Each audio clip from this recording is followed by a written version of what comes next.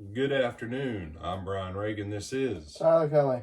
And today we are in the Gospel of Matthew, chapter 17, verses 9 through 13. Tyler?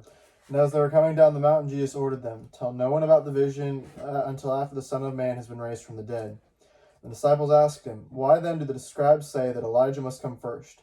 He replied, "Elijah is indeed coming and will restore all things. But I tell you that Elijah has already come, and they did not recognize him, but they did to him whatever they pleased. So also the Son of Man is about to suffer at their hands." And then the disciples understood that he was speaking to them about John the Baptist. All right. So what's going on here? And you still have some people today that claim Elijah, the individual, has to come back at the end of time. And the fact is that Jesus,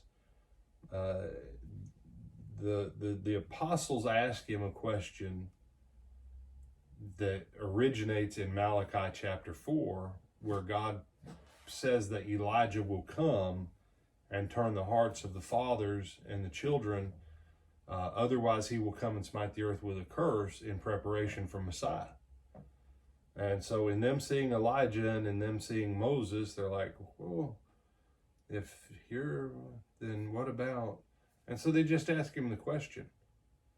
And the fact that Jesus answers and says, I tell you, Elijah has already come. The fulfillment of that prophecy was in John the Baptizer, Jesus' cousin.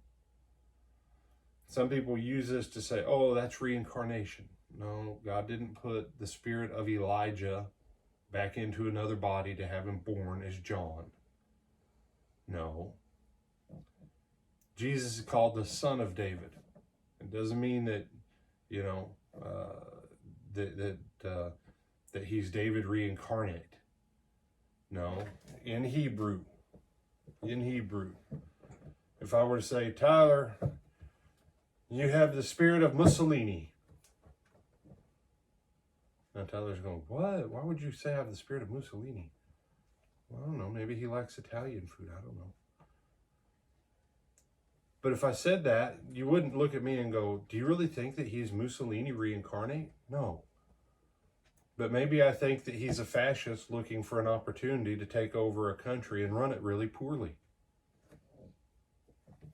At which point he has the spirit of Mussolini. See, can you give him someone better? You have the spirit of Lincoln. Just be careful when you go to the theater. The theaters are all closed. I'm good. Okay. Jesus says John was Elijah, fulfills the prophecy, references it, and Jesus explains it. So if you've ever heard someone say, oh no, Elijah and Enoch, because they're the only two men who never died. They're the only two men whose life on this earth did not cease by natural means. But since flesh and blood cannot inherit eternity, when Enoch was no more and Elijah was taken up in a whirlwind, I promise you they were changed. The only thing that changes is this body. This body has to leave, and we go into eternity and we receive a new body. So John the Baptist is Elijah. Other thoughts or comments? Listen. With that, we bid you good afternoon. Lord willing, we'll see you back tonight for our Twilight Talks.